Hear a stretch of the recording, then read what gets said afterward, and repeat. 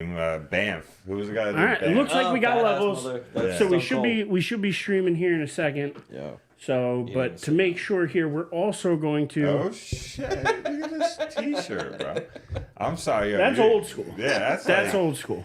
Not Washington. That's Parsippany. That's Parsippany, that's baby. taking it back right there. It Man. is. Unfortunately, That's now you're taking the it Red back. Hawks, and I got Joey to leave Spanish class with me to go protest that shit. He debated it, and I'm like, nah, bro, let's go. Joey's like, all right, let's go. I'm an easy Freshman to pushover. high school, baby, let's go. I think that's sophomore. Speaking of it, let's go. Were we streaming that part? It's good to be back. Back to die on this hill with my friends. Oh, yeah. Mr. David Hastings. Die on this hill, man. Mr. Joey D'Alessandro. How you doing, Joey? Doing awesome. How's everybody else doing today? Doing pretty good. And that's despite, since our last talk last week, the Rangers now being knocked out of the playoffs. So I'm going to start there real quick. Well, I mean, it was a fun time in New York for a little while. It was so fun 3 weeks ago for you guys. It was. It was a good on a time. high, Rangers on a high. Looked like they're just going to steamroll through the competition. But look, I'll tell you one thing: the Knicks would definitely be in the NBA Finals if they had Boston's matchups throughout. But we'll get to the finals itself in a minute. But yeah, Rangers. Hey, Florida just wore them down. I don't think there's any other way to say it, man. Florida just wore them out. Well, you guys said it too last week. With their stars didn't show up in the way that they needed them to. Their biggest players didn't have the series that they needed to be able to advance to the cup, and that's what hurt them. They got contributions from all the other guys, Wenberg and Kako and all sorts of other people. They got things from Goudreau, but they didn't get them from Panarin. They didn't get them from Zibanejad. They didn't get them from some of their top guys. Even Trouba, I don't think had a great series. So. They're going to have to retool a little bit because, again, no roster is going to come in exactly the same. No. But they have the core guys there. I still believe that core could win. They still have time left with Igor. And, yeah, so, I mean, I just look at it as it was a good year. It was a fun year. Is it disappointing because they didn't make the finals? Absolutely. But at the same time, they kept things entertaining here in New York. And again, the Knicks just ran into a lot of injuries. And even if they happen to make it to the finals, it'd be no match for anybody when you have 4 of your 5 starters down. When Brunson's hand is broken, when you have Robinson, Randall, and Anunoby all out. The Anunoby one really hurt. Oh, absolutely. That totally took him out. Well, that and Brunson. I mean, even still, Brunson was powering through and doing what he could, even against Indy, and he ended up breaking his hand. So, again, what are you going to do? You can't. It just wasn't their year. Same with the Rangers. Again, now 30 years later, still not their year. I mean, look, I'm going to say this about the Rangers, right? They looked good in the first round with the sweep. Round 2 ends up going, I believe, 7. Or no, it went 5. Yeah, no, sorry, 5. Florida, I think, went 7 again. In their second round, whatever. Anyway, they started the playoffs 9-1, right? Or 8-1. You win 2 series, and you go into a competitive series with one of the best teams in the league, and it could have went either way. But that Game 5 loss, and you touched on it, a week and last week or 2 weeks ago before Game 5, that loss killed them because then they had to go to Florida in Game 6 to win. They weren't able to do it, and whoever lost that game had to win 2 in a row, and it was in the Rangers' favor if they were able to win it because they'd have the final game at home, and Florida just wore them down. There's not what you saw through each game is what built up to how Game 6 went. I don't think there's any other way to say it. What you saw in each game that took place over 3 periods, by the time you got to that final game, it was like each game counted as its own game. And when you have something like that, you're going to end up in a position where you're not going to be able to keep up. And Florida wore them down. But Zibanejad, that was probably the most disappointing performance out of all of the Rangers stars. I think he was the guy that you would expect to, show up in one of those key games at 5-6, one of them, but he just was a no-show across the board. And I mean, he didn't play bad hockey, but he didn't really contribute to success for the Rangers. And when you have that happen, and I think game 6, I think in the final game, the Rangers' only goal was a shorthanded goal. Yeah, and it came late too. Like, that was their only goal. They lose 3-1. Yeah. Their only goal is a shorthanded goal. That's rough. That is rough. Offense didn't show up. Igor could only stand on his head for so long, and they needed the offense to show up, and they didn't. Yeah, and Igor only gave up 2 goals. The third was an empty netter. I mean, that man, he deserves a raise, if anything. This is 3 years in a row. Rangers have made the playoffs due to a solid I mean, how many roster. different breakaways he stopped? I mean, he was on his game. You cannot pin any of that on him. So let me ask you guys something. Do the Rangers need to change something up in the offseason? Do they need to trade Mika or Panarin to get maybe a tougher guy in? Or do you think they continue with this core and you just add to it and you go on further? I think you add to this core. I don't think you blow it up. I mean, again, they're good enough to win the President's Trophy. They're good enough to get to the Eastern Conference Finals. It's not 2 out of the last 3 years. Yeah, so it's not a blow up situation, in my opinion. It's a see where we can adjust, see what we can add to, and let's make those adjustments. Yeah, I would agree with that. I don't think you blow this up. I think you try to add to it, maybe. The only thing I might consider doing is trying to find a little more youth in some of those key positions, like your wingers. Like, I might try to find a little more youth there. But the way they play hockey now, there's really, like, you have defensemen, but it is without a doubt, like, a more fluid game where guys are definitely kind of moving all around the ice without, a designated place to be. But, it's funny I say that, though, because in Game 6 with Dallas and Edmonton, in the final period, Edmonton spent more time with 4 defensemen on the ice than they did, anybody's really ever seen before. Like, they just were basically playing 4 defensemen and a guy that could take faceoffs. Like, that's basically all they played in the entire third period. Dallas made a push at it, made it 2-1, but Edmonton was able to hold on, and that was another. I thought both series were going 7. I was kind of surprised to see each series end up being finished in Game 6. I'll say that. We knew that both were at least going 6, though, because we talked about that. So I mean, and they were at least good series, but yeah, you look at it, Edmonton's a team that can score, though, and they're a team that they have McDavid. McJesus, he could, he could arguably be, the best player in the NHL. To see him make it, I'm sure it's going to be a boost for the NHL. By the way, this is the furthest distance away that 2 teams have ever played for the Stanley Cup.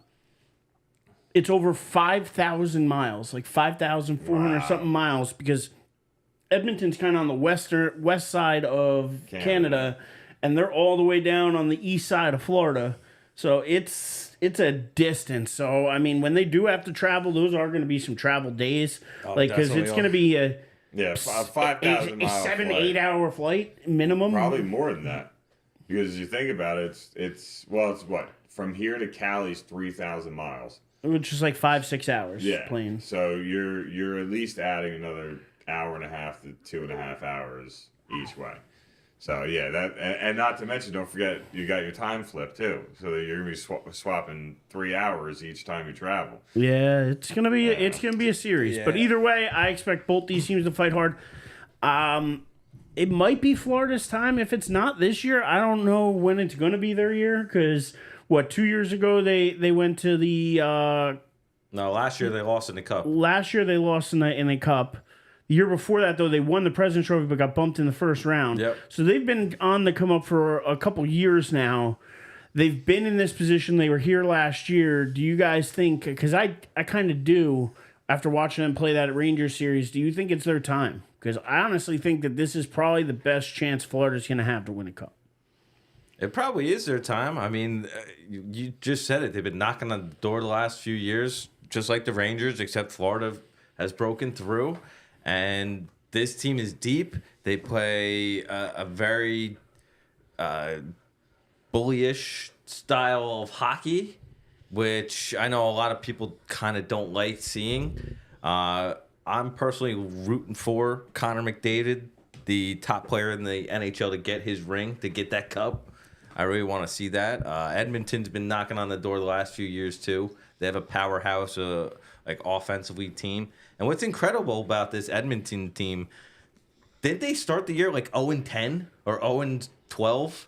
Like, they lost a whole bunch of games in a row to start off with. They fired their coach. They changed their goalie. I know that. And here they are all the way in the Cup Finals for the first time since 2006. I'm rooting for you, Edmonton.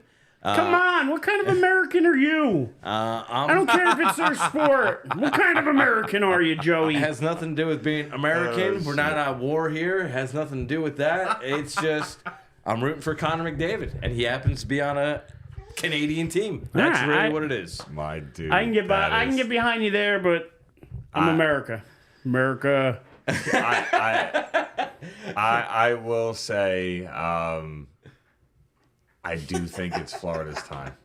I just think it is. And the way they play hockey, they're going to slow it down. Joey's not wrong. Not a lot of people like how they play their game. They want to slow it down, beat you up. They're cool winning 2-1, 2-0. Like, they really don't mind that at all. Like, so to me, it is one of those things where the focus has to be for for Edmonton, is can they play the way they played against Dallas? They moved very quickly. They had crisp passing. Like, I didn't know Edmonton was as good as they were until I watched them play Dallas. I was quite impressed. But I do think it's Florida's time, and not that I really want to see an Eastern Conference team win it, but I guess if we're breaking it down to America or the Devils, I'll go America. Dave, when was the last time Canada had a cup winner? See, our guy Fife is the one that knows this for sure. But I definitely, if I remember correctly, it was like, it's been like 13 or 15 or something years like that. Like, yeah, I mean, we got smartphones here, but like, I'm the one trying to talk, so I can't multitask and search something while trying to talk. Joey's got it. But I'm gonna say, let's just take a guess then. So clearly we don't know. I'm gonna say 13 years. No, which team? Oh, which was the last Canadian team to win the Stanley Not how many Cup. years, because I can't guess years either. But when was the last team? Toronto. No, I'm gonna say the last one was Edmonton. All right, you're both wrong. Montreal. It was Montreal back in 1993. Oh, 93 was the last Canadian. So this With is Patrick Waugh as a 31 years. 93 was the last. Wow. So can I root for a Canadian team? It's been 31 years. All right? It's been 30. America's dominant. But think about it. You got Montreal, you got Toronto. Edmonton, and Toronto. So you have And one. now Winnipeg's back. They were gone for a little You bit. basically have 1/10 of the entire league playing in your country, and like, wow. I mean, I'm well aware the other 9/10 play in the U.S., but to me, it's just like, it's a Canadian sport. It is. So, like, and to not have a Canadian team there is a bit. 1/10 to me is a lot for the sport that they brought here. I don't know that for sure. I have no idea. But it sounds appropriate, so I'm going with it. Let's go, Connor McDavid. Let's go. Speaking of guys you want to root for. Oh, wait, real quick, before anything else, we do have to give Joey D props. He was the only one that got it right. All four of us Had different picks. Had a different combo in the Stanley Cup Thank you very Finals. much. And Joey D is the one that got it right. So, got to give him props for that and recognize greatness when it's around you. So, we're rolling with it. Exactly. Do I win like a get out of free tortilla bet or something? Hell no. No. Ain't nobody getting out of tortilla bets. Damn. You could come here after you had like a root canal. I'd be like, you're still getting slapped. Just Hold on, wait. Here, this one's for you, Dundro. Here's an idea. Why don't you give me half the money you were going to bet? Then we'll go out back, I'll kick you in the nuts, and we'll call it a day. How about that? How am I getting that? How about that? No, thank you. I'll take my tortilla slap I was gonna instead. say I would take the tortilla slap over Instead of getting kicking kicked in the nuts. anytime I get a chance. Props to anybody out there that knows what movie that's from. I do not. But yeah, so talking about people you want to root for, though. I mean, a perfect little transition here over to the NBA and the finals going on there. Which, by the way, we could talk about both of these with the NHL not starting until the 8th. And the NBA not starting till when? Thursday? I believe Thursday. They start Thursday. So that's Both teams having long layoffs after their conference finals. Now, I get it. Maybe the leagues want their guys to be a little bit healthier, want everybody to get a little bit of rest so that they get the best product on the court or the ice that they're looking for. But in the same respect, you start to lose interest a little bit. A little bit. And that's kind what of where we're I'm here at. for. But that's where I'm at with basketball. It's like I'm kind of losing interest in this series. But I mean, because one guy, I don't know about you, but everybody likes to root for Kyrie Irving. So I mean, People are Right now they are. He's on a redemption tour right now. redemption. He is. Get out of here. Did you just see his press conference? He was like apologizing for how he acted in Boston. He said he was immature. He had a lot of things going on in his life at that time. He is getting booed out of the arena.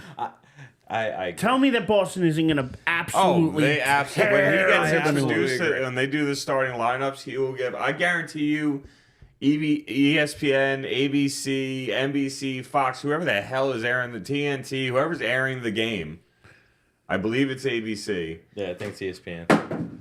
Whoever's airing the game, I guarantee you, they make sure that they broadcast Kyrie Irving getting introduced. I will guarantee that they broadcast that because Boston's going to heckle the heck out of him, man. So I think Boston's all over him every time he touches the ball.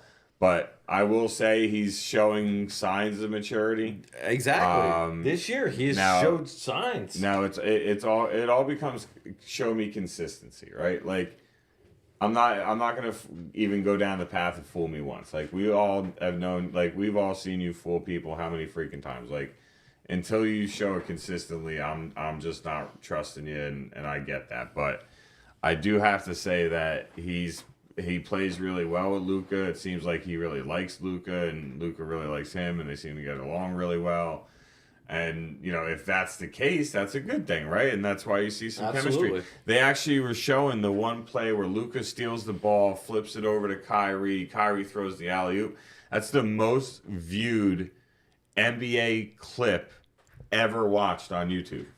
And it really is one of those smooth moments where, like, it's very almost poetic, I guess you would say, right? Like, I think that's the only way I could phrase it. Hell yeah, I'll throw that for you, pal. That's the only way you could phrase it. Like, I just don't see any other way to phrase it. It was just like poetry in motion. It was just great to watch.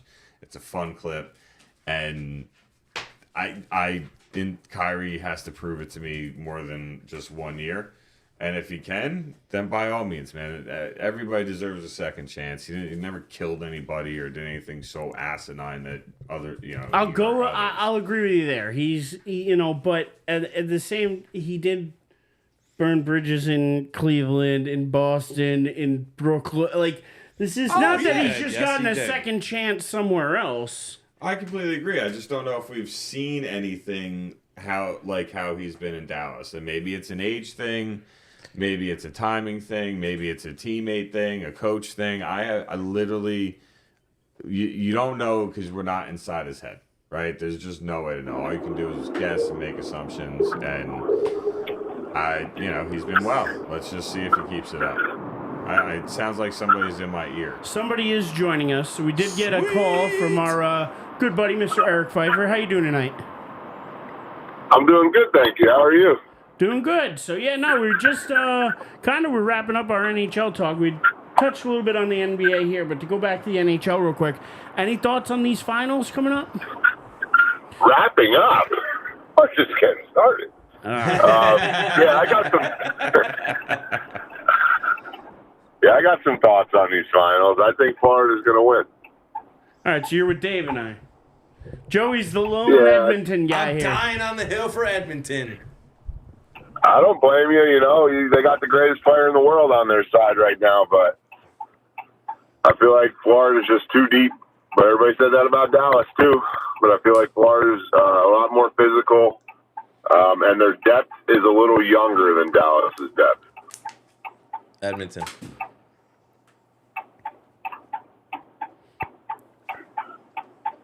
So, All right. you guys still there? Yeah, no, I didn't know if you had anything else, so I was just giving you the floor. Oh, I was, I was a little disappointed that I couldn't get in last week. I actually fell asleep with my son, so I missed Wednesday's thing. But one of the things I was going to say about that Rangers-Florida series was after that 5-4 overtime game, I was going to say take Florida in the under because I don't think there's going to be any more 9-goal games in that series. You got two of the best goalies to do it.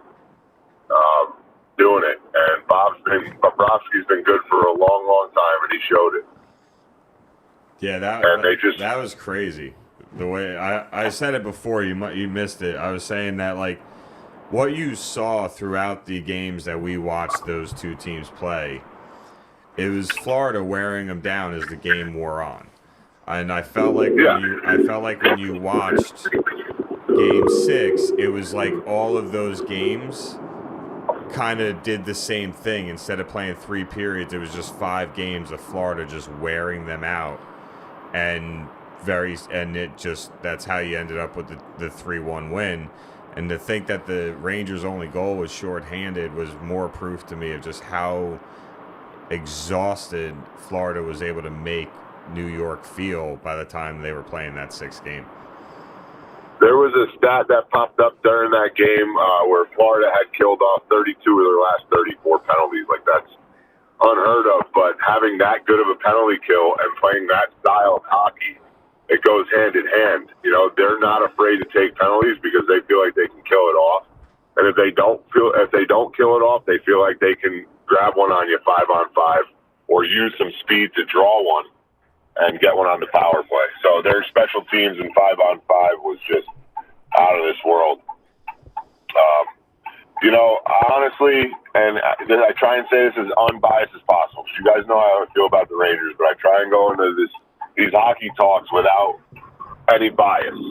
And I feel like a Carolina-Florida series would have been a better series. But to add to that, though, I have to give the Rangers credit. You know, we talked about before the series started, what are they going to do when their backs are up against the wall? We all kind of agreed that would be a sort of a Game 7 scenario. We thought this might go 7. But I think Game 2, down 1-0 in your own building, going into overtime is about as backs up against the wall as you can because you don't want to be down 2-0 going to their place. And I give them credit because they found a way to win that game and tie up that series and make it a series, and then use some of that momentum to come out and win a game in Florida. So if I'm a Rangers fan, obviously I'm upset that my team got knocked out in 6 games. I feel like they should have been knocked out a round earlier, but Florida was able to take advantage of wearing them down and the fact that Carolina also wore them down because Carolina, to me, outplayed them that entire series.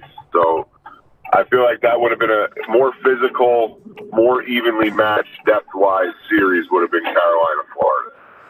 But if you're a Rangers fan, obviously you're upset. You lick your wounds, and you got to take positives from this. Lafreniere showed up, not only in the playoffs, but this season.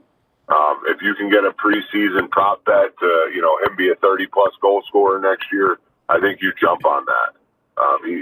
He played leaps and bounds above what he's done in his career up to that point. He's got, I think it's another year after this on his contract. So, he's going to be coming out trying to get another contract. And as a Rangers fan, seeing that draft pick finally pan out, you got to kind of be happy about that. Oh, yeah. Yeah, I mean, listen, absolutely. But I think they've drafted, okay over the last few years. Some of the young kids they have, just, I think that, they're turning out pretty well. Eric, I respect that. Yeah, I mean, trying to keep that going. there's some there's some things that, thank you very much. There's some things, not you guys, that Starbucks. Yeah, we 6 know. shots of espresso. We know. Next time I gotta have the mute button ready. I do have a mute button here. I just didn't have it ready. I actually I was a little late on my mute button because I hit my mute button, but I don't know if that happens through the Bluetooth. So I hit my mute button on my phone, but I think you guys still heard the whole interaction. Yeah. But either way, there's some things they need to adjust. I know there's a lot of people, like I said, everything's reactionary after you lose a series like that. And a lot of people who are Ranger fans are saying, we got to blow this whole thing up and start over. No, I don't believe you do. You don't do that. I think you need to make adjustments and build off of what you have and maybe figure out who you need to cut ties with and move on from. As far as who that is, I can't tell you that right now. But there's some changes that need to be made, but I don't think they're massive changes. I'm with you. I kind of agree with everything you're saying there. I don't think they need an overhaul. I think they need to just adjust, retool, and figure out where they can improve on this already pretty good roster that has had a good last couple of years, just hasn't been able to get over the hump. But yeah, that being said, I mean, I'm going to throw it over. By any chance, do you happen to have any NBA Finals prediction for us? I don't even know who's in it, bro. Celtics or the Mavericks? Celtics Sounds or like Mavericks? me with baseball. I don't know, bro. Exactly. I got no answer. I know he's our hockey guy, but I know we were transitioning there next. But there's one other thing I wanted to bring up with him, so that's why I didn't know if we had too much basketball left to talk anyway. I mean, we really only touched on Kyrie, but like at the same time, by the time we meet again, it'll be we won't even be at game 3. Yeah. So it's still going to be early. My early prediction, is I am going to take the Celtics. I think they win. I think you have to take the Celtics based off of talent, but I'm taking Dallas. I think it's a special year for them. I'm going Dallas. They've been the best team in the NBA for the last 2.5, 3 months. Like the last month and a half, month or so of the season, they were the best team in the league. Defensive efficiency, offensive efficiency, win-loss record, like top 5 points per game. Like they were literally the best team in the league for the last 6 weeks. Give me the rise of Luka, baby. Rise of Luka. Go. No, I'm sorry. It's right. the Celtics time, but we'll digress. I do Fife. I don't know. Having heard all you guys talk, I'm going to go with the Celtics just to split it. There you go. Well, you missed it. We had to shout Joey out. He was the only one that got the Stanley Cup prediction right. We talked about how all 4 of us had a different pick. Joey's the one that got it. So, God bless you. hey, it's not easy. That was a great Final Four. There's no doubt about it. Now Edmonton's bringing home a cup finally for the first time to Canada in 30 years. Let's go. I mean, I would love to see that happen, and I think for a guy like McDavid, it's a good stamp or a good, like a stamp on your passport. You want to keep traveling, get more stamps, but it's a good stamp on his career right now. But I have a question for you guys, sports hockey related. It's kind of an out there scenario, all right? So my team had a playoff game this Sunday, all right? And we lost. We lost 8-4. All right, it was a tight game. We had a couple guys who missed the game. One guy smoked too much indica, fell asleep, beer league hockey, right? So we were actually missing 2 of our best players and a third guy who's a good contributor. So with that said, we lose 8-4. The other team had 2 guys play for them that have never played for them before and were good players, right? That's nonsense. And we had a short bench, so we ended up getting worn down. And so one of our guys, now I hate this. I don't even want to play in the game. But one of our guys talked to the manager, because the manager of the league was on vacation in Nashville. When he got back, one of our guys talked to him. They forced the team that beat us to forfeit. And now we are in the championship game. Oh. And I absolutely am, upset about it. And not that I don't want to be there, I don't mind it. But, I don't know. I kind of don't because I was trying to know how you guys would feel. You know, like I don't know. I feel like we didn't earn it. Ringer or not, ringer or no ringer, right? Short bench or no. Our bench was what our bench was, right? It was going to be that way whether they brought a ringer in or not. Now, could we have beaten them without those two players? Probably, but did they make a 4-goal difference in the game? I don't think so. So I'm just, I was okay with it. You know, the next season starts in 2 weeks. You know, I was fine with it. Yeah, see, like, there's so many factors, right, that, like, no matter how you explain the story to us, that we just would not be able to relate to, like, or even, like, walk in your shoes type of, you know, connection. But what I will say is that I wouldn't have wanted the forfeit and be put in the championship. I would have rather, hey, can we play that game again? Like, if there's going to be something done, I'd rather play them again fair and square. But that's the only thing I'd want done. I wouldn't want them to have a win taken away from them, and then we're playing in the finals because of a rule break that really was a big deal.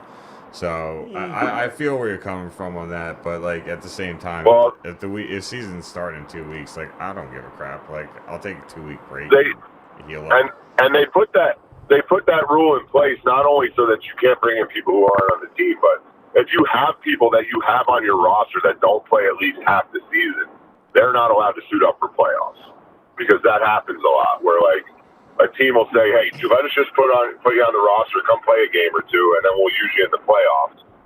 You know, so they put that rule in place to kind of make sure that the league it's a very well-run league. So they put it in place to make sure the league doesn't get tainted. I know we're talking about beer league hockey, and we should be talking about professional sports, but I did just want your opinions on it because I'm sort of embarrassed to be playing in the championship because of that. Fife, you just said it. It's in the rules. The team you played broke the rules. They broke them. You're right. So, therefore, screw how you get there. You're in the finals, baby. Yeah.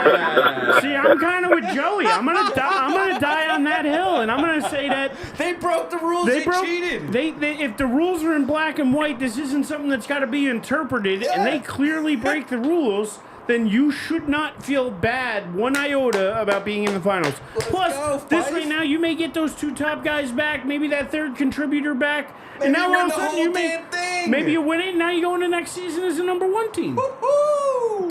Come for the champs. Love it. You know what I mean? Like, love it. Why take any chance? Listen, I'm not just giving them a free. Oh well. They beat me, but they cheated to do it. You didn't do it correctly. There it is. They didn't do it correctly. They did not, and so for that reason, I can't feel bad for the other team. I don't feel bad for the team that called him out on it. I don't think that was your team that called him out on it, right? Yeah, it was. It was. It was one of the players.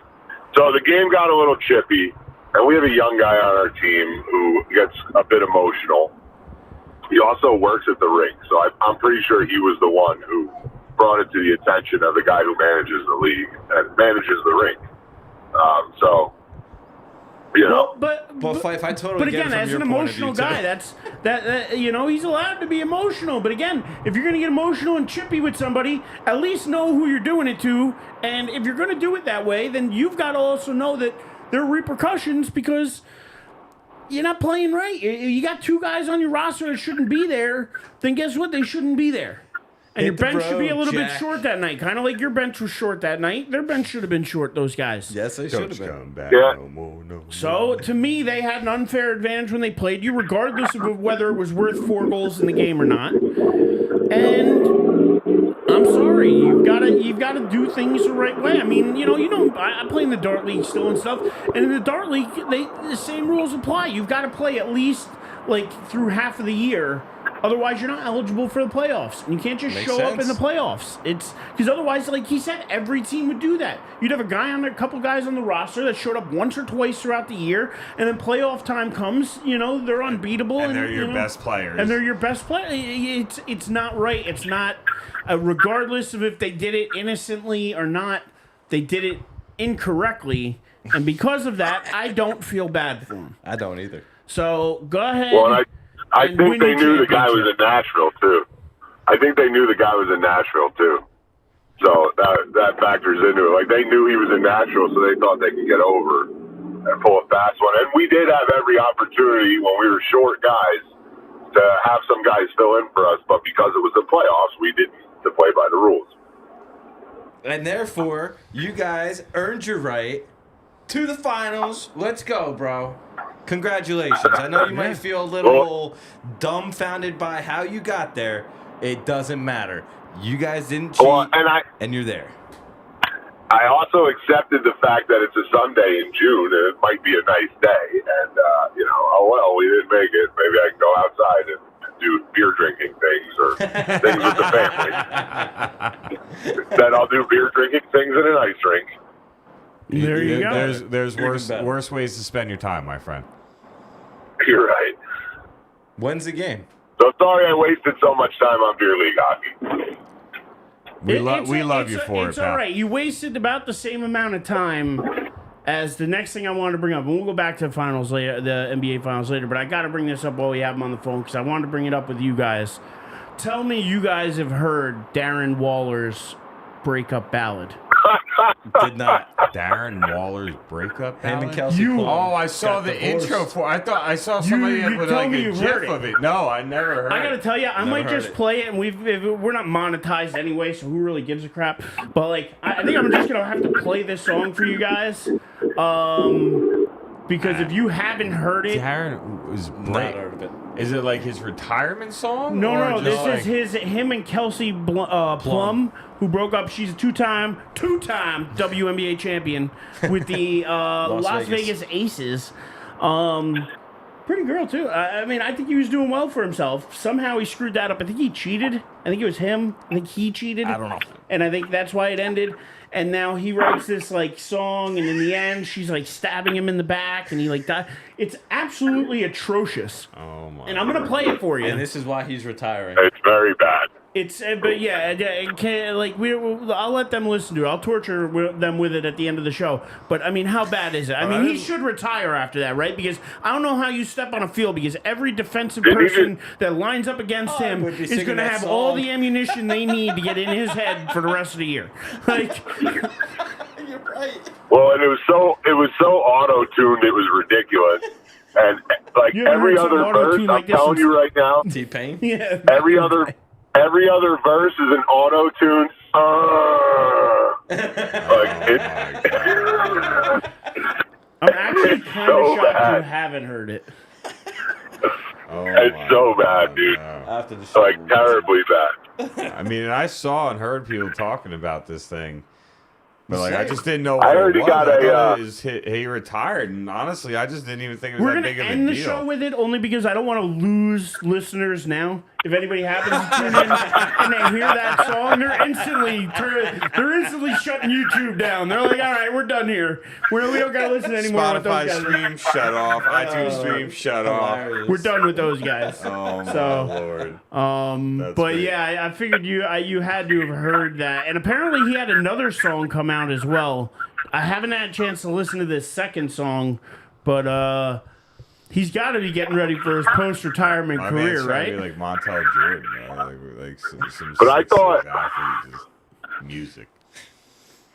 I thought he got, so I may have heard wrong, or somebody may have read something wrong, but I thought he got a contract extension. No. No. Okay, good. Because I kind Maybe of he like, got a record deal, but dude, I'm honestly, at the tight end position, I'm ready to ride with Bellinger and my boy from Penn State that they drafted. I'm cool with it. Let those two compete for the starting job, because Waller won there last year.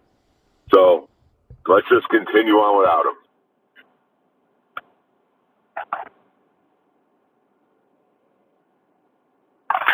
okay. Sorry All about right, that. We're good now. We knew Louis was gonna share his voice, so we tried to avoid that because mom just got home. Shout out to Janice.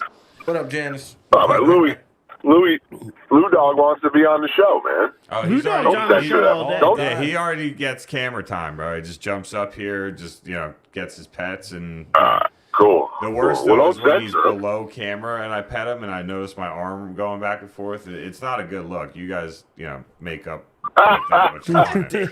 But bro, like I'm like Louis, I'd rather you just jump on the lap. I love sports. I love sports. I love sports. Die on this hill, baby. Yeah. I love doing this show. Oh, I get so horny. It's like, what the fuck was that movie? Dude, I know you got this movie. What was that movie with the dude who couldn't stop jerking? No, it was Sons of Anarchy. Did you guys watch Sons of Anarchy? Yes, they had that guy on the show. He could not stop jerking off. Oh, yeah, yes. The compulsive masturbator. Dave, you're a compulsive masturbator. Hey, nobody knows anything, Fife. I mean, like it's out of camera. If you didn't see it, it didn't happen. I didn't see it. I didn't hear it. Couldn't happen. Well, I mean, This show definitely took a left some turn. ladies might start tuning in. Oh my god! I love it. This is great. So anyway, back on track. So Darren Waller's starting an R&B career. That's cool. That's cool. No, it's not as cool as the career that Justin Jefferson's painting for himself. So while we got you, I might as well bring that up too. Record-breaking contract for Justin Jefferson. What do you get? Hang on, wait a second, because I'm gonna hit the 4-year knuckleheaded news of the week. 4-year extension. I believe it's $140 million with $110 million guaranteed. It's 35 million a year. 35 annually. Yeah. Like, what? But it breaks down to, that's what, like, again, and I've done this numerous times here, that's what his contract breaks down to. That's not actually what he will be paid every single year. No, because most of it comes in a signing bonus. Like He's getting $83 million of his $110 when he signed the paperwork. That's insanity. As crazy as this sounds right now, but if you're going to sign a guy like that to big money, wouldn't you want to give him a 4-year contract when you have a rookie quarterback on a rookie deal? Mm-hmm. That's what they're doing. That's why they gave the it to time him. to do it. Perfect. Right, like this is the time to do it. Oh, exactly, yeah. The only thing is, if J.J. McCarthy doesn't pan out, yeah. But again, Well, they'll have with the another salary rookie cap, they quarterback. gotta spend. But again, you're wasting the prime of his career. If I was him, who was his quarterback last year? Cousins, and until he got hurt. Yeah, and Cousins then still, Dobbs, like, and then he got a bunch of other people. But like that, like he's done this with like 3 or 4 different quarterbacks over his career so far. No, it's been he's Kirk done it Cousins with the whole Kirk time. Cousins. No, but Cousins has missed time. No, Cousins is No, has Cousins really is missed pretty- time. So you've had 2 different Just quarterbacks last year. this year or this past Yeah. season and the Cousins. Sorry, Yeah. okay. No, you're good. But like he's like somebody was doing a side-by-side comparison of him and Lamb's stats. And his stats for the most part are equal or better than Lamb's with less games and more quarterbacks throwing him the ball. Because Lamb's Like- only had Dak probably. Yeah, and he had 5 games Or a with couple games Cooper with, Rush. yeah, there you go. There you go. But either way, sorry. That contract's crazy, but I think Jefferson deserves it. And as I'll always say, I want these guys to get their bag. So let's go. You want everybody to get their bag except for Dak and CD and I want Micah him to Parsons. be signed. I just want him to be signed now. Get it over with. Stop. Well, and you want to know something? Money's going up. Anyway, Fife, what you Something got? else. Because I know you're running out of time. Something else that he adds to that team, though, like if you played fantasy last year and you had any part of Jordan Addison, when Jefferson was out, you thought, all right, it's Addison's time. He got better numbers when Jefferson was on the field because he takes that much coverage away from Addison. So he just does a lot more for your team. Now, is he worth whatever the frig they're paying him? I don't know. But if he's getting that much guaranteed up front from that contract, without looking at it, it leads me to believe that if they wanted to hit a reset button after 2 years of it, they could move him and it not be that much of a dead cap hit. So I honestly, as crazy as it is, and as much as I hate the fact that the price of wide receivers that the Giants don't even really have, well, we'll see what Malik Neighbors does, but I mean, the price of wide receivers skyrocketing is the only thing I don't like about it, how it drives it up for everybody else. But here's I don't the think thing. I don't think it's a bad deal for Minnesota at the point they are with their franchise. Agreed, but here's what I'm going to say is at what point does it turn around? Because at one point, running backs are getting big money. And now all of a sudden, running backs are the most valued position in the sport. Unless you're McCaffrey, I who was just just got gonna ask another that. extension. But again, he's rare. He's one of one. One of one. Mainly, they've been devalued. When does that happen with the wide receiver position? I'm only saying that because there are many good wide receivers in the league, and every one of them can't get paid $30 million a year to play. Like, I get it. Malik Neighbors in 4 years is going to want a contract. Everybody's going to want a contract. I mean, you look at even Waddle just signed for big money. 3-year deal. Everybody's getting big money, but at one point, you now have Tyreek Hill and Jalen Waddle, and they're making what, combined $50 million a year or close for the two wide receivers? 60. I think it's almost 60. 55, yeah, like 55, 56. Yeah, I mean, that's an absolutely insane number. And when you're talking about, even if your cap is whatever it is, they're going to sign Tua. Now, you're going to have pretty much, if the cap's $200 million, I'm just saying that off the top of my head, it could be more, it could be less. It is more. Whatever it is, 210, 220, 250, 300, I don't know, whatever it is. Even if it's 300, you're going to have over 100 and probably you're going to have more than 35% of your cap wrapped up in just two wide receivers and a quarterback. Mm-hmm. You still have 50 other guys on the roster that you need to fill.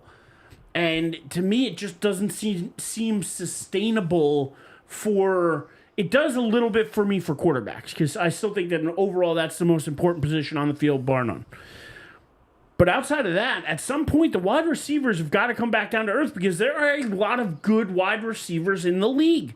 And at some point, it's going to be oversaturated with good wide receivers. And when you have good young wide receivers, and you could draft new good young wide receivers because it's now a throwing game in college as well, so you're developing more wide receivers, and more wide receivers start to come out, at one point, the numbers are going to start coming back down to earth for him. So I don't know at what point that is. Maybe it's when Neighbors is looking for a contract. Maybe it's, but for right now, like it is, like you said, get your bag while you can. But I don't know how long that's actually sustainable for wide receivers and these teams before they start putting more value in other positions and less value in this one with the oversaturation of the wide receiver market. Well, Fife says he knows what's going to happen. It's going to happen when the teams like the Chiefs consistently win Super Bowls without a top-tier number one bona fide wide receiver. That's when it's going to happen. So if another team, like say the Bills come out, like who do the Bills have right now, right? So say the Bills come out and they make a run and win a Super Bowl next year. Now, they also didn't have a bona fide. They actually got rid of a bona fide number one wide receiver to do it. Just like right? Or if the Chiefs do it again without a number one. I mean, Rashee Rice is getting better, but he's not Justin Jefferson. So the more that teams, it's just like the running back position. The more teams were spending on the running backs, they were hampering themselves in other areas and unable to win Super Bowls. So now you have a team like the Chiefs, they're like, well, we're not going to pay Tyreek Hill, and then we're still going to go win a Super Bowl. If that continues to happen, that's when that wide receiver number is going to drop again. But it is consistently happening. They've won the last two Super Bowls without Tyreek Hill. They've won the last two Super Bowls without that. So, I mean, I look at it as that time's now then because you've watched it happen multiple times over the last few years. Yeah, but they have something that majority of other teams don't have. They have Travis Kelce, and Travis Kelce is one of the best playmakers in the league, and he's making $15-16 million a year because tight ends don't make as much as the wide receivers. So you're taking your best player on the team, your best playmaker is not even making $20 million a year. That's huge. I think that's absolutely huge. And that's why Brady won so many rings too, because you're paying Gronk, the tight end, and not these glorified receivers getting all these money. Yeah. So you're able to spend your money better because your playmaker is the tight end, not the receiver. Yeah, you can invest in different places. I mean, look, I think the wide receiver market's got a couple. I mean, there's a lot. There's a lot of good wide receivers, but there's not many great wide receivers. And that to me, right, like good wide receivers can impact your game. Great wide receivers do what Fife mentioned before. They stop teams from putting a safety in the box because they can't roll coverage. Or they roll coverage heavy to his side and get other guys open. And that's where your really good wide receivers can take advantage of one-on-one coverage. But then if you get stuck, you can just chuck it up in the air and rely on a guy like Justin Jefferson to be able to out jump or out hustle or out fight 2-3 corners or a safety in a corner or whatever combo it is and still make a play for you. So I do agree with you guys. The wide receiver, talent continues to grow, but we can't act like there's really the really good wide receivers are at the level of a Justin Jefferson. Yeah, but here's the issue I have, though, is Justin Jefferson's now playing with a rookie QB. Every defense out there is going to be pinning their ears back coming after him. He's going to have to get the ball out quick. Justin Jefferson isn't necessarily known for the hot route. Isn't necessarily known as the slot guy, the dump-off guy. I have a feeling he's going to be underutilized this year compared to other years because you're going to see J.J. McCarthy under duress this year. You're going to see him, and he's not going to have the time for Justin Jefferson to get down the field. He's not going to have the time to break coverage. It's going to be a lot of checkdowns. It's going to be a lot of running the ball. It's going to be a lot of. He's going to get comfortable with his tight ends. He's going to find those hot routes too. And I just don't see Justin Jefferson having a career year this year or even next year. I really think you might not see Justin Jefferson get back to Justin Jefferson until year 3 or 4, and that's when McCarthy finally develops. But this year, I just don't see him developing enough to make that difference. I think that Justin Jefferson is going to struggle to get everybody says I want the damn ball. Guess what? I just don't think he's going to be able to get it. I think it's fair to assume it could be Sam Darnold. J.J. McCarthy's not going to have a rookie season. Is Sam Darnold getting him the ball? Sam Darnold hasn't been able to get anybody the ball. I think better than McCarthy can, but he's not going to have a year like C.J. Stroud. I think that's fair to assume. Yes, and I agree with he that. has a year like that, then Justin he's going to have more of a year like Bryce Young. Ooh, I don't know about that. He's going to have a Bryce Young-esque year, yeah. Yeah, we'll see. He's not going to have a C.J. Stroud year, I don't think. Definitely not. I think it'll be a little better than a Bryce Young year, but who's to say I that can't really say for sure because Bryce Young didn't look too damn bad his final year in college. So the NFL was way too much for him this first year.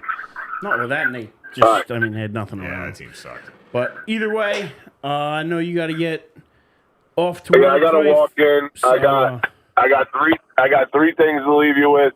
We're talking football, so summer's here. It's a great time of year. And the third thing is EA Sports. I'm sure Dave knows. I don't know if Eric knows. EA Sports has dropped NCAA back into the market for football. And I've seen some of the trailers. It looks awesome. I'm not buying Madden this year. Although they did I don't play Hut or Mutt or whatever you call it, the Ultimate Team stuff. But they did, for those who are playing Ultimate Team, they put a bundle together where if you buy both NCAA and Madden, you get like the special editions for the regular price if you buy them both. It's a pre-order thing, and if you pre-order them, you get to play them each like 3 or 4 days early. But with NCAA coming out, I think all my time is going to be focused on that. For any type of video gaming I get to play, which is not much anymore, but I will be buying NCAA because that was my favorite game. Back when before, everybody started complaining about using these kids' likeness and yada, yada, yada. EA making money off of the kids and the kids not making money. So it was my favorite game back then. I used to play it with my buddy Tim and my buddy Carl. One of us, I would always be Penn State. Tim would be Notre Dame. Carl would pick, I think it was Oklahoma or Nebraska. And we would set up our schedules so that, we would play all the toughest teams in the year. And, whoever met in the national championship play each other in the national championship. We did all that before online gaming was huge. So we used to have to actually go to each other's houses to do it. Now we can do it from living 2 hours away from each other. So it's, I'm excited for NCAA 25. I'm excited football. We're talking football and I'm excited summer's here. So thanks for having me today, guys. And I got to go. All right. We'll appreciate you, man. Good luck in your game, bro. And happy belated birthday, right, to the little lady? Well, his Thanks for Eric for coming out. Yeah, shout out to Bobby's first birthday. Happy birthday, Bobby. Sorry, I wanted to make sure I remember that. Have a good one, Fife. Later, guys. Peace. All right, and that was Mr. Fife joining us. So does CeeDee Lamb get $36 million now? 37, 40? I think CeeDee gets a little less than Justin Jefferson. I do too. I think they'll do the same contract length. I think they'll It's all about guaranteed money. Yeah, I think they'll do a little less guaranteed money and a little less per year average. But Maybe it's 4 for 120. I wouldn't be surprised if he comes in at an average of 30. I wouldn't be surprised by that at all. But he's holding out of camp right now, and I don't blame him. I don't blame him. So it is what it is, and I hope he gets his money. And Parsons showed up, but I still hope Parsons gets his money. Justin Jefferson got his money. So I mean, listen, if there's one thing that should give CeeDee Lamb hope for his money, is the fact that these guys are still getting paid and they're setting new records and new bars. Oh, yeah. And that just means that now the bar is 35. So even if he comes in at 30, it looks like a discount. But it's really not. Yeah. So he's going to be paid like a top 5 guy. You know that Jerry's probably eventually going to get it done. But, till then, it's a Mavs town down in Dallas. It's a Mavs town because the Stars got knocked out. We touched on that already. And yeah, Dallas, I mean, they just look good. They really do. And I really think Boston gets Porzingis back. I mean, I think it's going to be a great series. But overall, I just think Dallas is having a special stretch. And as Eric likes to say, I know this isn't a streak, but when you're the best team for this long of a period of time, you have an opportunity to. And Boston just lays these random eggs. But they just lay these random eggs every year in the playoffs where all of a sudden you're like, what the hell? Seriously, what the hell? I think it goes at least 6, but I'm taking Dallas. I'll go with you. I think it goes probably 6, but I'm going the other way. I'm going Celtics. I think Porzingis has a chip on his shoulder. He says he's playing, even if he's not 100%. He says he's playing on Thursday. You have Tatum and Brown. I think that they're going to find a way to get amped for, especially being at home. So, I mean, again, we're going to be back here before Game 3. So, as far as first couple games go, I think they could end up splitting in Boston, but I do think Boston takes the first one. But, yeah, I look at it. It's going to be a long series, good series. I don't know if it's an all-time great series. We're going to look back on this series 30 years from now and be like, oh, my God, you remember that Mavs-Celtics series? I mean, and that's the thing, right? It's going to boil down to, right, what kind of performance do the Stars give? They're the guys that are going to determine whether we remember this 20, 30 years from now, right? If Luka's averaging a triple-double and Tatum and Brown are going off for over 55, 60 points every single game, and Kyrie's putting on special shots and game winners and fancy dribble moves and gives you the entertainment you hope for, and that goes back to talking about, the delay just sucks, man, because this would, you could have put this on 2 days after the Western Conference Finals ended, and I would have been ready to rock and roll. And now here we are a week later, basically a week later, and we've still got 2 more days to go. So that kind of sucks, but it is what it is. But going from one game Stars to the other, I got to bring up Caitlin Clark with you guys before we go here. WNBA, kind of adjacent to the NBA. Real quick, can I just put in my prediction? Oh, yeah. I thought you did. I thought you said Mavs. My bad. You guys got to pick a series and whatnot. So Go ahead. Go. I thought you said Mavs already, so that's why. My bad. I did say Mavs. I would like to say Mavs in 7, and you can't stop Kyrie. Let's go. Okay. Can't stop Kyrie? So wait. Can't stop Kyrie. Right. And I'm going to take it one step further, too.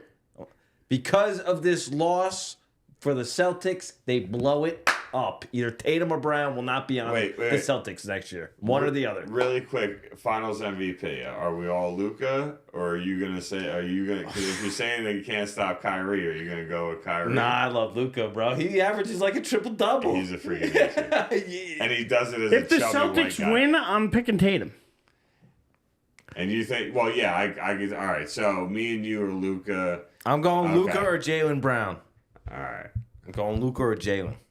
Okay. I'm going to say Luka or Tatum, but I mean, it's going to be if the Mavs win, it's going to be Luka. I would go that Luka and Tatum if I had, because Jaylen just got Western or Eastern. Well, plus we know that MVP. we know Kyrie likes playing with an alpha. He's playing with an alpha here in Luka. This is how he wins. He does well with these guys. So I think it's gonna be good. I think if nothing else, that the MVP would go to Luka. All right, my bad. Now we can No, get no. to Caitlin Clark, man. Well, no, but I'm just saying, I from just one wanted to put my star to prediction. another. I just want to put my prediction in there. Because you talk about the greatest players in the world and the hype coming out of college a couple just months ago, weeks ago, with Caitlin Clark getting drafted #1 overall, everything else, and now we're looking at her production in the field. Actually, she's not doing half bad, but she's getting beat up, and that's She's where I want to getting take her this welcome to the conversation league with you moment. guys. Welcome to the league. But do you think that's what it is? Is it's a welcome to the league, or do you think this is the league smacking her in the mouth, saying, "Listen, this is a different game here, and you came in with a lot of hype, but that doesn't mean that we're just handing this to you. That's what I'm saying. Welcome to the league. Well, and you also got to keep in mind, a lot of the women that are playing in this league have been playing in this league for years, and they've earned the right to say, "Hey, you're not the Angel Reese came out and said, right? We shouldn't just be talking about Caitlin Clark," and that's a whole other conversation. But overall, you're a rookie coming in with a lot of hype, and you are not when LeBron comes in, right? At 18 years old, and he's the next King greatest ever. James. He was built as a freak in nature at 6'8", 260. You couldn't be physical with him like they can be physical with Caitlin Clark. She's not a big woman, right? You can't. No, but she came in Steph Curry-esque, where she was shooting from the logo and shooting the lights out of the place, and coming in as the top dog, the big dog, the guy who broke Pete Maravich's NCAA record, being the hype. I just don't like the narrative that's coming out saying that the WNBA should be easier on her. Or that I've heard people come out and say the schedule has been unfavorable to her, and how that they should have looked at, because I guess a bunch of her first games she played were against teams that are better in the league, and it's not about that though. She's got to come in and play the competition in front of her regardless. She shouldn't get set up with an easy schedule or whatever. And to be honest, people are comparing it to Bird and Magic too, and I just don't see that comparison between her and Angel Reese. I don't see it. The only thing that I will agree with and understand for Caitlin Clark is she played an entire college basketball season with all eyes on her. Women's national or NCAA tournament, made it all the way to the championship game. She was drafted 2 weeks later, played in her first game 4 weeks after that. So what I will give her is everybody else that's going after her, the veterans in this league, had an entire full off season. They were training. They got vacation time and rehab time. They got a break. I think Caitlin Clark will be a better player in year 2. I think she'll be more physically built for the way people are handling her and playing her. But this year, she's getting what she should get. Welcome to the league. It's not an easy turnaround coming straight out of college. And then the Angel Reese and her thing, Bird, Matt, not even freaking close in my eyes, just to give you my two cents on that one. And then, but overall, the only thing I've seen happen to her so far that wasn't cool was when they played Chicago and that girl came up behind her. Kennedy. When the play's not even, there's no play going on. We're waiting for the ref to give the other player the ball so that they can inbound it. And this girl walks up behind her, calls her an effing bitch, and slams her to the freaking ground. That, I'm not cool with. Whoa. I wouldn't say slams her to the ground. She hit straight checked her ass. Oh, wait, she gave her a shoulder check, absolutely. shoulder check. But I think, was there a little bit of floppage there as well? I think there was. The girl's 120 pounds soaking wet. She doesn't need the flop. I'm just saying, I think, yes, she got the shoulder. Yes, she was called a bitch. But at the same time, that was dirty. She was. Will you agree with that? That was a dirty thing to do. It's not like she threw a punch, though. It's not. But you're not playing. You're not even playing basketball. What Joel Embiid did is dirtier than what she did. Yeah, what Joel Embiid did was dirtier than what she did. I won't argue with that, but that's still what she did was still a dirty move. Yes, dirty play. Yes, but what Joel Embiid did deserved a suspension. Yes. What that girl did deserved a fine. Yeah. Is that fair to say? Right, that deserved a fine and a penalty in the game or foul in the game. Cool, I'm good. What Joel Embiid did should have gotten him suspended for at least 1 to 2 games. That is dangerous on so many different levels. You could have ruined that man's entire career. Yep. So suspension for that. But how much do you think the Caitlin Clark hype and this is where I'm going to throw up, because a lot of people get it twisted, Pat McAfee and them, where they say things like, oh, well, she's putting the WNBA on the map. She's bringing in the audience. She's bringing in the eyes. She's bringing in the attendance. She's bringing in... This rookie class is doing that, I feel like. I feel like people, like, forget. And yes, she set some NCAA records. And yes, she was a phenomenal player. But she only won one title in college. Or no, she didn't win any title in college. And to me, I look at somebody like, yeah, not a lot of people follow the WNBA. And not a lot of people follow women's sports in general. Even women have been known not to follow the WNBA and women's sports in general. But I can remember a time when I watched Dana Taurasi play in college. And I said when she came out of college, she was good enough to play in the NBA. That was over 20 years ago. It was about 20 years ago.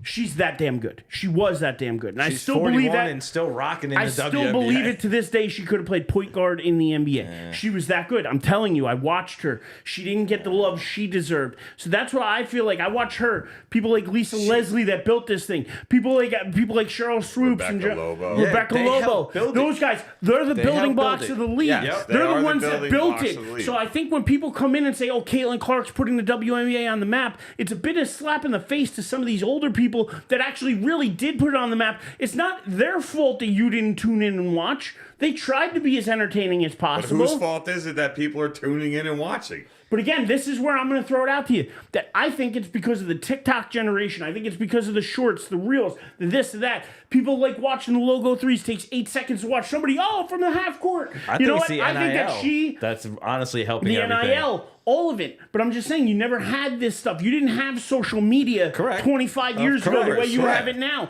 So the hype couldn't be built the way it's built now. Correct. That's why you've never had a Caitlin Clark before, because you've never been able to really build this hype for somebody before. It's like Diana Taurasi, Lisa Leslie. I'm sorry. Yeah. They're like Bill Russell and Jerry West. Building up the people NBA forget back people in like the day. Pat Summitt at And Tennessee, those guys one of the best coaches of all time. Aren't those guys so jealous of today's athletes because of how much money they make? They make stupid amount of money, and they built the league. They didn't get paid like that, and that's why these WNBA vets are thinking the same thing. We built this league. I'm saying the league's been here before Caitlin Clark. And I think she needs to understand that. And the exposure is on the rookies. It's not on Kelsey Plum. No, but again, when she's the only one... When it all boils down, we're not even talking about the WNBA right this second if Caitlin Clark's not in it. That's not true. Yes, it is. We're not even having this conversation. We're just not. And you could try to argue till you run out of breath. You're not going to convince me otherwise.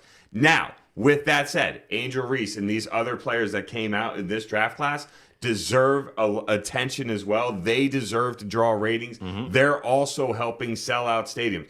But this all was built on what Caitlin Clark did in college, the records that she broke, the achievements that she made as an individual player. Didn't have the team success. But playing for Iowa, who would have known about any of that, really, if you didn't have the social media and all that you have today? But you still got TV. You still have, if somebody like this is breaking records, they're going to follow it. It draws attention. People like to see records be broken.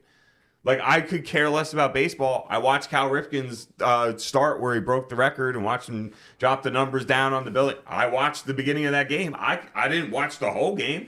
I watched the start of it. I knew how to talk about it because it happened and it was a record being broken.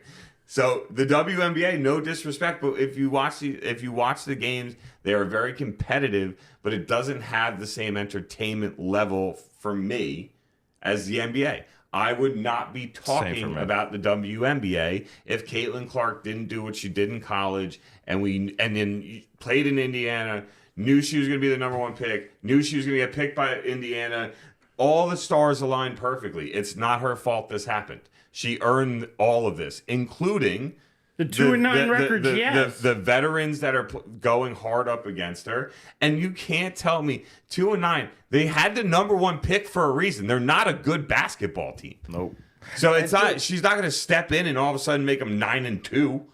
Dude, and she got picked up the whole court, by the way, the other night. They were, I think it was the Liberty that was just guarding her 90 feet. 94 feet the whole way. Weren't giving her any room, nothing. But again, 'Cause they why would you understand. give somebody who could shoot from half That's- court any room? You're That's- stupid to she's give her the room. only star on the team, so that's why she's getting the brunt of everything. And hey, if more eyeballs are on the sport because of her, everybody needs to say thank you because now they're going to make more money.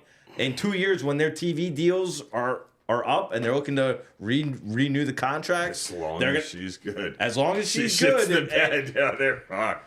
Sorry. But I'm just saying, even if she's good, not great, it doesn't There's- help them. Because does. where's the hype? Because It then does in the oh, long run. Look at she's Dave- good. Dave's not wrong. But they need to if she's great, that she's going to help that league as a whole make more money. We're There's sitting no here on ifs, ands, or June buts about it. 4th talking about the WNBA.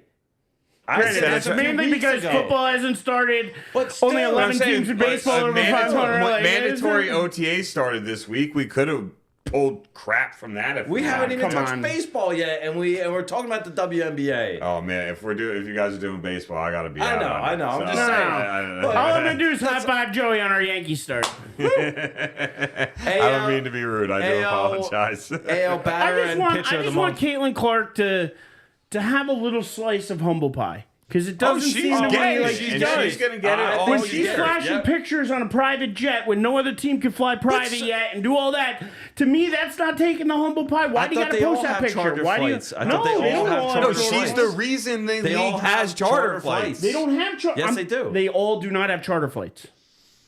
Telling you, I was she told does. they Her did. team does.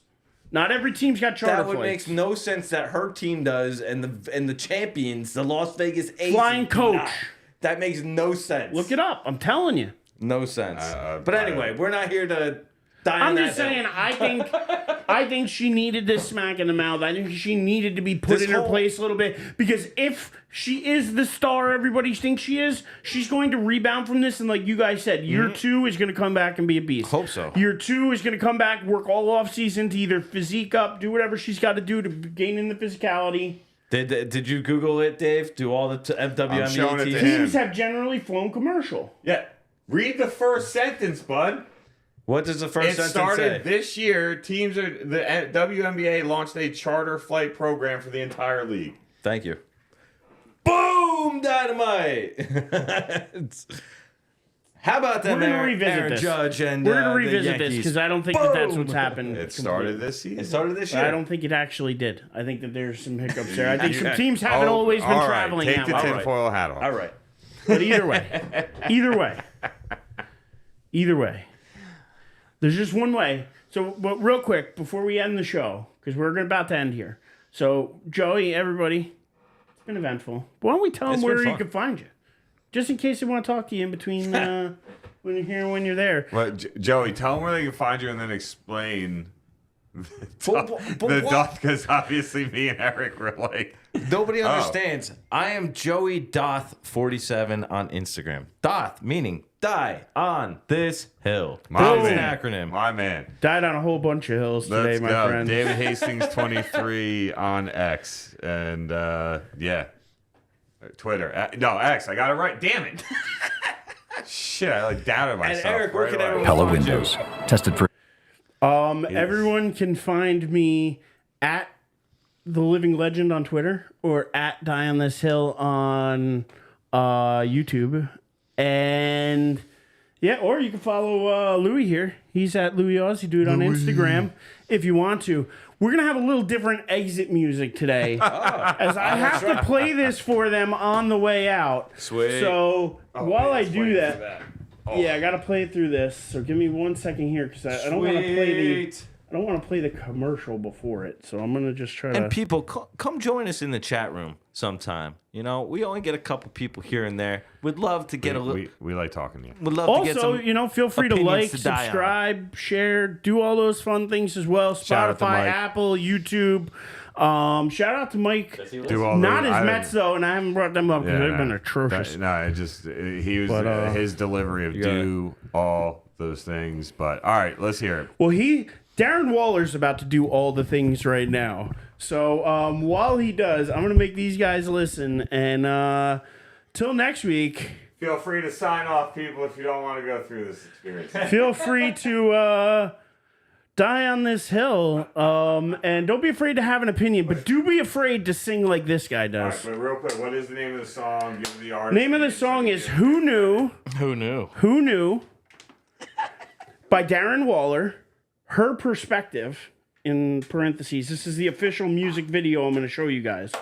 Who? And I hope you're ready. I hope you're ready for this. You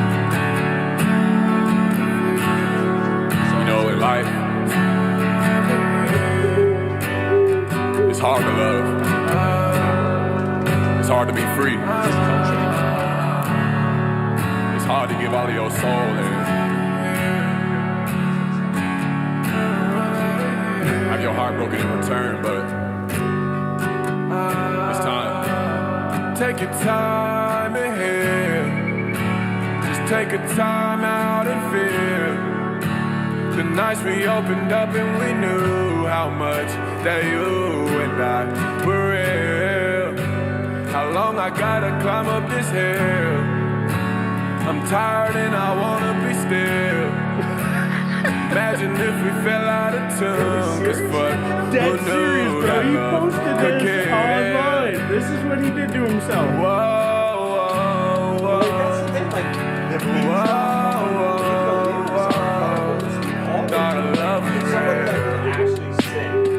who knew that love could kill? I might actually bob my head. It's so bad. But imagine if they did that much auto tuning. How bad must his voice actually be? That's like, so why are you doing this?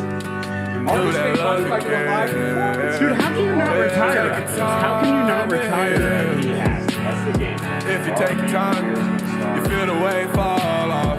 Fuck what your plans are. Go ahead and call off. Tired of your day job. We can go to that dirt road like some kids. We can go play. Well, with that, I'm good. Peace out, y'all. with that, I'm good. we'll see you next week. That was the biggest waste of a minute for